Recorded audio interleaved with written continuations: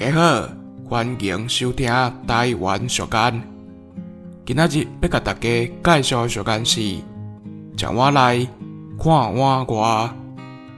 这句话嘛有人讲“食碗内，洗碗外”。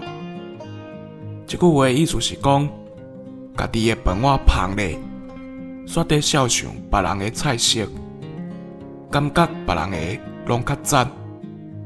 这款常常欣赏别人较好的心态，是一种对现状无满意、不知足的心理。